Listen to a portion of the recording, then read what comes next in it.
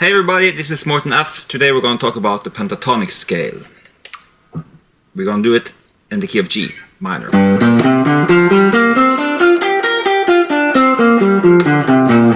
So if you know this scale in this position and you feel that you kind of are locked here, you have a hard time escaping that box of the pentatonic scale, then this lesson is for you if you want to be able to kind of freely flow across the neck. This is going to really help you do that. So one approach that you may have heard about with the pentatonic scale is that you learn the different positions of it. You have 5 positions of it because it has 5 notes, right? You have this position here and you have and so on. That's not what I'm going to teach you. I think that it's not a good approach. It's pretty much useless for several reasons. First one is that it's really awkward. I think a lot of those positions are going to be awkward. And why is that? One reason is finger independence, right? A nice thing with this one is that it starts with the index finger on each string, right? And finger independence with your index finger to any of the other fingers is really good. If you do this with your index, your first and second finger, no problem. First and third, almost as good, right? First and fourth, almost as good. That's the least good of them.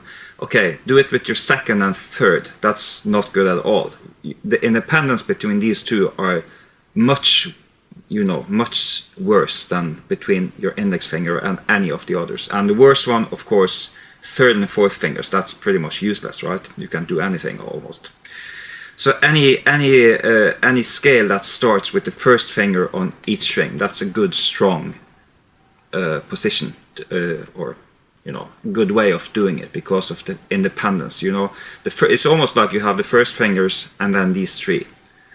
You have those 2 units really. Of course, that's not entirely true, but the independence here, it's so much better than whatever else. Also, you have with this position here, you have so much music in that position, like the the commonly played, all that stuff. You have so much of that there available. It's going to be really hard to transfer that to, for example, the next position or the next, right?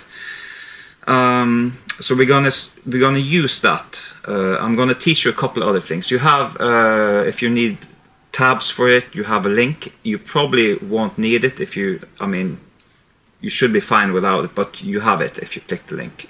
It's going to be pretty simple stuff, and of course you can rewind, slow down video, whatever. So we're going to use that position, and this one has the root here. I'm going to teach you how to cover the entire neck, but not using like the 5 positions. We're going to use this one, and we're going to use a similar one with, instead of having the root on the 6th string, we have the root on the 5th string. So we move all the way up here, right? I'm gonna tell you eventually how we're gonna cover everything in between. But starting on the 5th string is gonna be like this.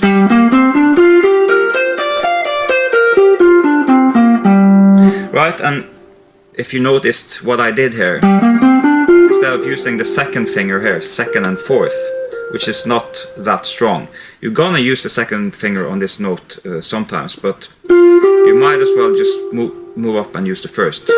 Here, move down again, use the 1st, and most of the time I would use the 3rd here.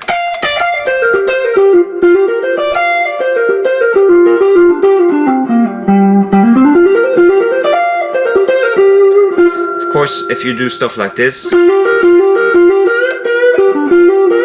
you might want to use the 2nd string here, but figure that out. Do what's best for you. But if you're not aware that you have the option to just jump up and use the 1st here, that's a tip. Okay, so what are we going to do to cover the entire neck? Besides from using these 2 positions, it's pretty simple. We're going to stretch it diagonally. So instead of staying like this, we're going to stretch it from here a little bit, stretch it a little bit down here on the bottom, and then stretch it a little bit up towards the top. And it couldn't be simpler, really. So with the bottom one here, we do like this. That's the entire scale. That's 5 notes. 1, 2, 3, 4, 5. So the pattern here is you have 2 notes and then 3. Okay? And this repeats up an octave. 1, 2, 3, 4, 5. Same thing, right? 1, 2, 1, 2, 3. Same thing up an octave. And last one. 1, 2, 1, 2, 3. So it recognizes this pattern. It looks exactly the same.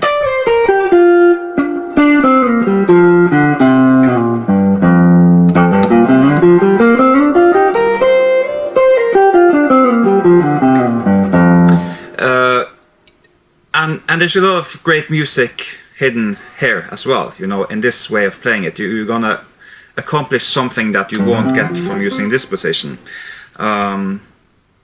It tends to be more, maybe a bit more horn-like phrasing would be,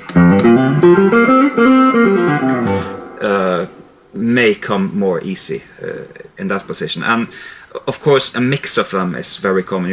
You're gonna practice this so you can slide in and out of, you know, playing in the box or playing diagonally. Very commonly, if you play in the box, you're gonna do this instead of that, instead of staying here. Just because it's more natural for the hand, right? Instead of you having to get your hand up here and do this. This is much easier, and you know, this is possible as well, but let's keep things as easy as possible.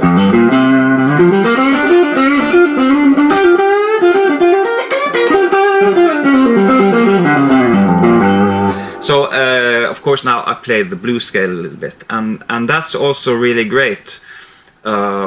To add that blues note,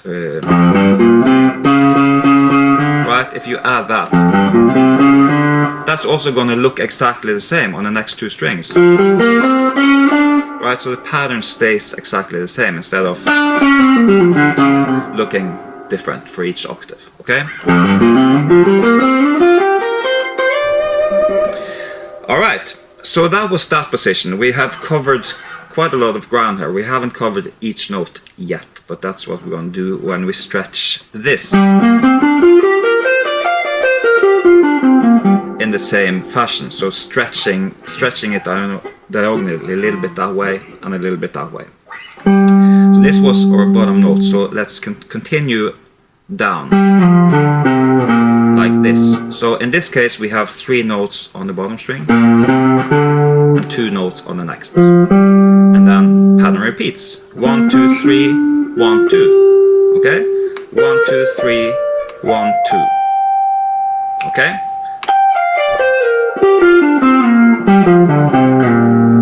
Same thing here. We can play in the box.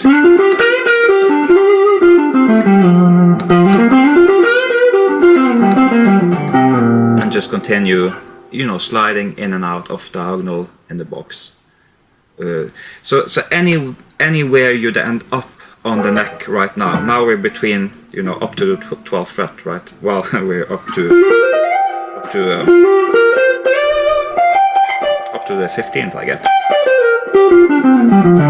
So between, let me see here, between here and here, you covered each and every place on each string that you can play the G minor pentatonic scale.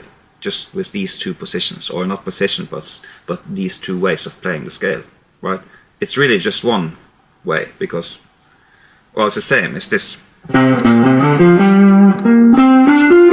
know, the 2 strings cover the entire scale, and then you just jump octaves. So to illustrate this maybe even more clear, if we take 1 and 1 strings, right? Starting on the bottom here, F, G, so that's the 2, and we have the 3. If we take these 3 notes here, right, 1, 2, jump a minor third, 1, 2, 3, then we have the entire scale on 1 string, right? So that's each place you can play that note on that string. Same thing here. On this one we have 3 notes, 1, 2, 3, jump a minor third, 1, 2, that's the entire scale. Same thing here, 1, 2, 2 notes, jump a minor third, 1, 2, 3, and so on, right? You get the picture. 1, 1, 2, 3, 1, 2. So anyway, anywhere you might end up, and you recognize that you have those 3 notes, you know where to go from here. So what I want you to practice, this is almost like I'm giving you homework, but practice sliding, going from playing in position in the box and to the diagonal.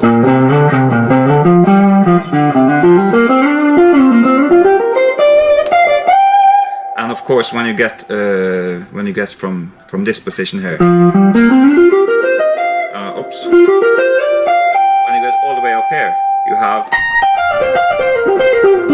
the box 1 octave up from here. So yeah,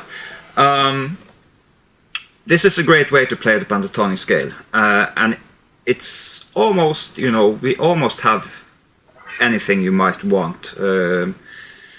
It certainly is a great starting point of really knowing the scale, really be able to transfer your playing seamlessly all over the neck. And yeah, if this is new to you, my very clear recommendation is spend as much time as needed on this until you have it completely fluently, because this is really, really gonna help you playing. Okay? So yeah, have a great day, guys. See you soon. Bye bye.